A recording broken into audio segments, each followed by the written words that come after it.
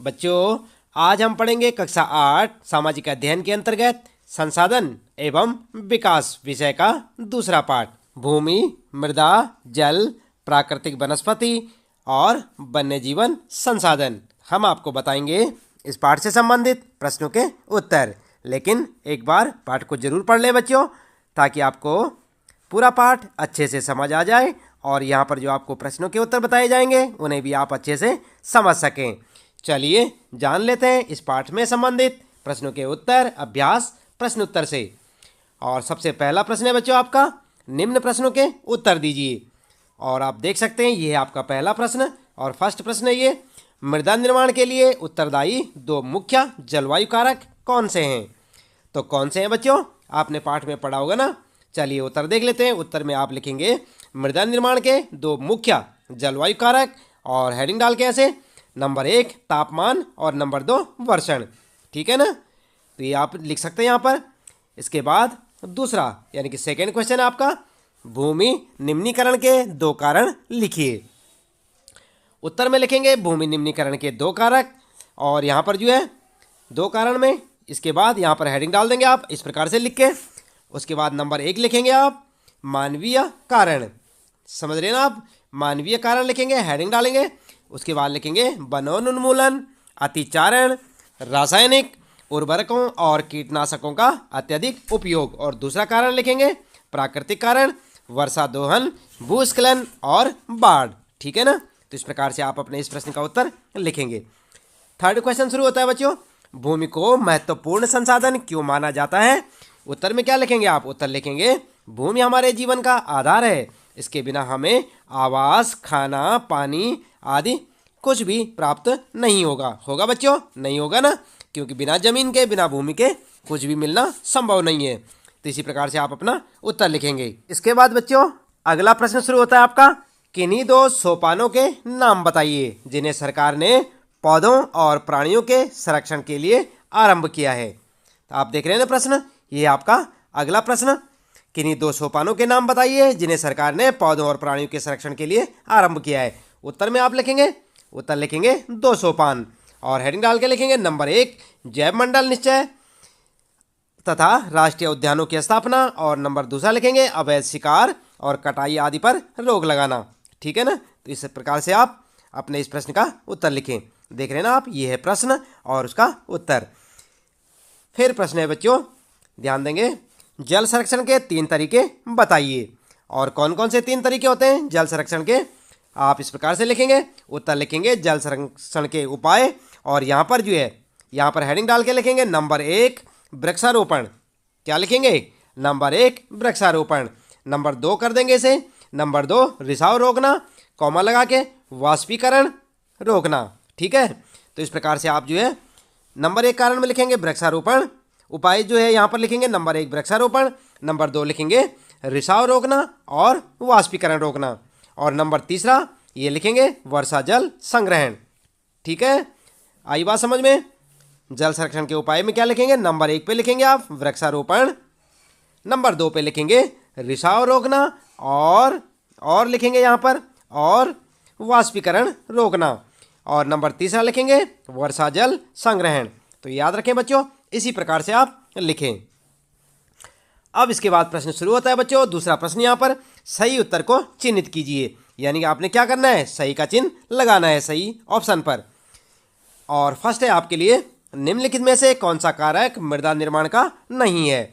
और ये 3 ऑप्शन आप देख सकते हैं, आपने पाठ तो पढ़ ही लिया होगा। तो इन तीनों में से आपको सही कौन सा लगता है? समय, नंबर 1 समय, मृदा का गठन नंबर 2, या जैव पदार्थ। तो क्या क्या गया यहाँ पर दे रखे 3 ऑप्शनों में से आपने सही ऑप्शन पे चिन्ह लगाना है। चलिए उत्तर बता देते हैं आपको। आप लिखेंगे मृदा का गठन, यानी कि ये वाला ऑप्शन आपका सही है। तो आप जो है इस पे ध्यान देंगे, इसी पे आप जो है सही का चिन्ह लगाएंगे, ख वाला मृदा का गठन। अगला प्रश्न है बच्चों सेकंड, इसमें निम्नलिखित में से कौन सी विधि तीव्र ढालों पर मृदा अपरदन को रोकने के लिए सर्वाधिक उपयुक्त है? और यहाँ पर भी आपके लिए इस प्रश्न में 3 ऑप्शन है, आप देख सकते हैं क्या क्या गए, रक्षक मेखला, मल्चिंग और वेदिका कृषि। तो इन तीनों में से आपको क्या लगता है कि कौन सा सही होगा बच्चों? चलिए उत्तर बता देते हैं। उत्तर में आप देख सकते हैं वेदिका कृषि। तो आप सही का ऑप्शन किस पे लगाएंगे, इस पे लगाएंगे सही का चिन्ह। ठीक है, तो यहाँ पर जो है ये गए ऑप्शन है आपका, याद रखेंगे कौन सा है, गए ऑप्शन है ये आपका, और यही जो आपका सही होगा। तो उत्तर लिखेंगे वेदिका कृषि। अगला प्रश्न है बच्चों, ध्यान दें, निम्नलिखित में से कौन सा प्रकृति के संरक्षण के अनुकूल नहीं है। और यहाँ पर जो है क वाला है, जब आवश्यकता न हो तो बल्ब को बंद कर देना चाहिए। ख है, जब नल का उपयोग के बाद तुरंत बंद कर देना चाहिए, यानी कि नल को उपयोग के तुरंत बाद बंद कर देना चाहिए। और ग है यहाँ पर, खरीदारी के बाद पॉलीपैक को नष्ट कर देना चाहिए। तो क्या लगता है आपको, इन तीनों में से, ये है क और ये है ख और ये है ग, इन तीनों में से कौन सा ऑप्शन सही है।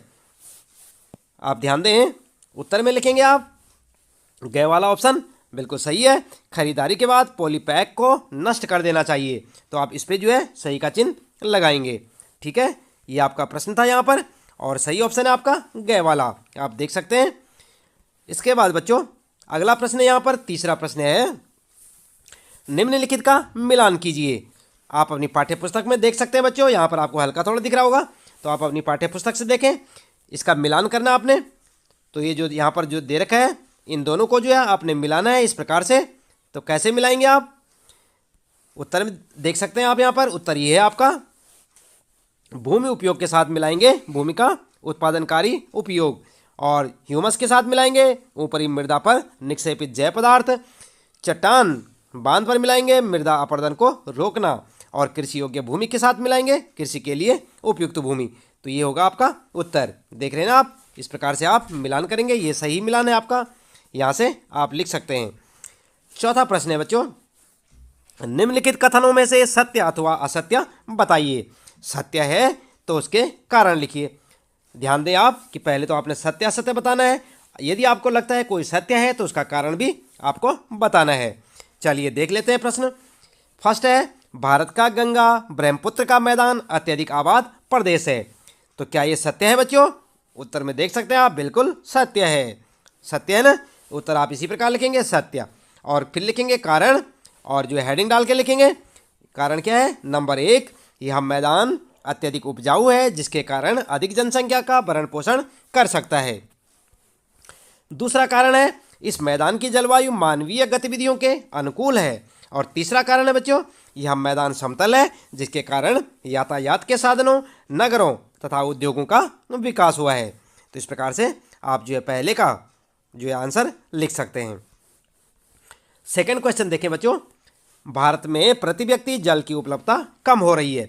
तो ये सत्य है या असत्य है, इसका क्या कारण है, ये सब आपको लिखना है। तो जल की कमी तो हो रही है, आप भी जानते हैं, तो ये क्या है, सत्य है। और कारण क्या है बच्चों, कारण में लिखेंगे आप नंबर 1, भारत की जनसंख्या तेजी से बढ़ रही है।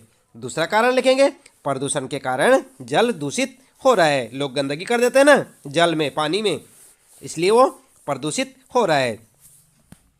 इसके बाद तीसरा प्रश्न है बच्चों, तटीय क्षेत्रों में पवन गति रोकने के लिए वृक्ष कतार में लगाए जाते हैं जिसे बीज की फसल उगाना कहते हैं।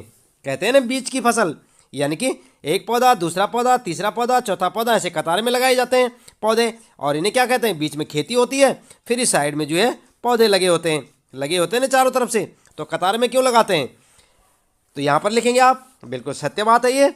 और कारण लिखेंगे, कारण ये है कि पवन गति को रोकने के लिए वृक्ष कतारों में लगाए जाते हैं, ताकि जो है जो हवाएं, तेज हवाएं चलेंगी, उनसे क्या होगा, उनका प्रेशर थोड़ा कम हो जाएगा, ताकि मृदा का अपरदन कम हो, यानी कि मिट्टी उड़े नहीं। ठीक है ना, तो इस प्रकार से आप लिख सकते हैं। अगला है बच्चों, ध्यान देंगे, मानवीय हस्तक्षेप और जलवायु परिवर्तन परितंत्र को व्यवस्थित रख सकते हैं। ये सत्य है या असत्य है, तो इसको लिखेंगे आप असत्य। ठीक है, तो इस प्रकार से आप अपना उत्तर लिखें। अब बात करते हैं बच्चों, यहाँ पर पांचवा प्रश्न आता है क्रियाकलाप, यानी कि आपके लिए एक्टिविटी से संबंधित प्रश्न है। इनके उत्तर आप स्वयं से लिखेंगे, केवल आप जो है प्रश्न को समझें और उत्तर में क्या लिखना है इसे आपको डिसाइड करना है। तो यहाँ पर जो है क्रियाकलाप से संबंधित प्रश्न में आता है, भूमि उपयोग प्रतिरूप के परिवर्तन के लिए उत्तरदायी कुछ और कारणों की चर्चा कीजिए। तो आपस में चर्चा कीजिए बच्चों आप, क्या आपके स्थान पर भूमि उपयोग प्रतिरूप में कोई परिवर्तन हुआ है, अपने माता पिता बड़े लोगों से पता कीजिए। आप निम्नलिखित प्रश्नों को पूछकर एक साक्षात्कार ले सकते हैं। और क्या क्या प्रश्न पूछ सकते हैं आप अपने घर में अपने बूढ़े बुजुर्ग बड़ों से या अपने आसपास के लोगों से, क्या क्या प्रश्न पूछेंगे आप इस टेबल के अंदर या इस तालिका के अंदर से देख सकते हैं। और ये प्रश्न आप पूछेंगे, जैसे कि यहाँ पर जो है लिखा हुआ है स्थान, जब आपके दादा दादी 30 वर्ष की आयु में थे और जब आपके माता पिता 30 वर्ष की आयु में थे, आप क्यों सोचते हैं कि ऐसा हो रहा है? क्या सामान्य क्षेत्र और खुले क्षेत्र विलुप्त हो रहे हैं? तो इन सारे प्रश्नों के उत्तर कहाँ लिखेंगे आप? इन जगह पे जो खाली जगह दे रखी है यहाँ पर आप स्वयं से लिखेंगे। किनसे? अपने घर में बड़ों से पूछ के। आगे देखते हैं, आपने जो तालिका पूरी की है उसके आधार पर भूमि उपयोग प्रतिरूपों का एक चित्र बनाइए। आप उसका चित्र भी बना सकते हैं जिन्हें आप 20 वर्ष बाद अपने पड़ोस में देखने की कल्पना करते हैं। आप क्यों सोचते हैं कि वर्षों बाद भूमि का उपयोग बदल जाता है? तो आप समझते हैं ना, पहले भूमि का उपयोग केवल कृषि कार्यों के लिए होता था। आजकल क्या हो रहा है? बड़े बड़े कारखाने बन रहे हैं, फैक्ट्रियां बन रही हैं, कंपनीज बन रही हैं, और साथ ही साथ क्या हो रहा है, अलग तरह की व्यापारिक फसलें उगाई जा रही हैं।